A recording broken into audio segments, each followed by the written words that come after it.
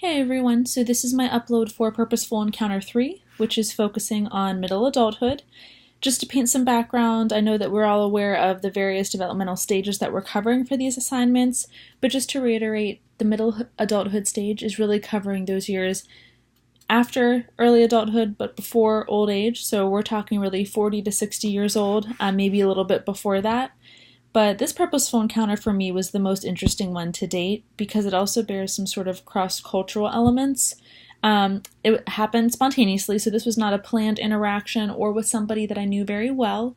This past weekend, I was in a Mexican wedding for two of my really good friends from college, and the groom, who's from Mexico City, had a lot of his family come up from Mexico to spend the weekend with us before the wedding. And so one of the members of the groom's family, his tia Natalia, or his aunt Natalia, was over at their house, and I really got into a kind of a spontaneous conversation with her, and she falls right in the realm of middle adulthood. I believe she's in her mid-40s. We had a great conversation that I thought really illuminated some of the key elements of middle adulthood as it relates to the theories and the stages that we've studied. So really when we're looking at middle adulthood, we're looking at a stage in life that on the outside seems very stable. At this point, most people have established some sort of long-term career or job history. You know, typically people are homeowners, married, with children. And especially in American culture, those are really values that we hold in high regard. And once we've accomplished those, we can kind of almost say, okay, you've made it. And most of those people tend to fall in the middle adulthood years. They've kind of figured everything out, sorted everything out, at least in the lens of a young adult like ourselves. And so Natalia, being someone from Mexico City, she certainly holds a lot of those same values, but views them from a different cultural perspective. So some of the things we talked about, I could immediately relate to as someone of American culture, and other things not so much. But for the purpose of such a brief reflection on our encounter, I really want to highlight the things that she spoke to that speak to the key concepts of middle adulthood. So at this point in life, we are really seeing the possibility of losing parents and the associated grief in experiencing this sort of loss. And Natalia did lose her father, who was of old age, and just sort of spoke to what a powerful experience that was for her in life. She is of the Catholic faith and certainly tied in how her faith has been able to help her grieve, and especially how Mexican tradition has the ofrendas and a lot of cultural elements that help people deal in a very, very healthy way with grief. But even setting that cultural piece aside, I really thought that it was important to note that one of the hallmarks of middle adulthood is sort of almost preparing yourself internally for the loss of a parent and the grief that is associated with that.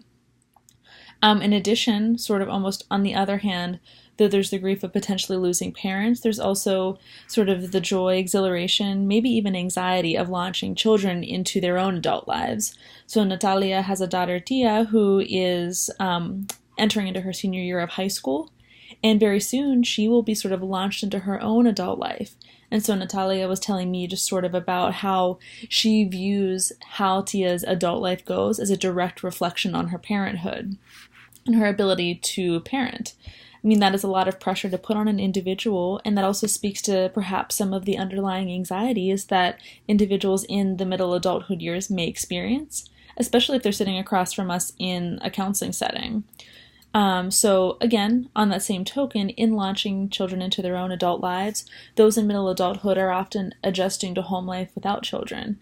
And that's also something Natalia spoke to, how she will have suddenly all of this free time after 18 years of raising her daughter, and how she plans to sort of fill that void with meaningful things.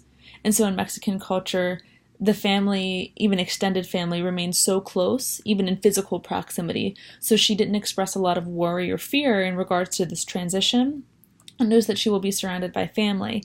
But I think regardless of cultural nuances, this is a really important thing to note as well, that those in middle adulthood are often undergoing a huge transition themselves with empty nest syndrome, perhaps even experiencing the boomerang child. So in American culture, we talk about those kids that quite often go home for a few years or even in an extended period of time after college, what that transition is like for those in middle adulthood who have, undergone the parenting process, launch their children into adulthood, but then welcome them back, and what sort of, relational or even psychological implications those may have for parents, especially for those that take something like that very personally or perhaps view it as a failure for some reason.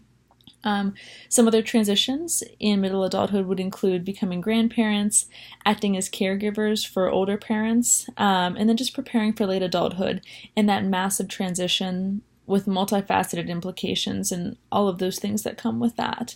So it was a great purposeful encounter, and I think Natalia really shed light on a lot of the key tenets of middle adulthood for me, and we had a very meaningful encounter with each other.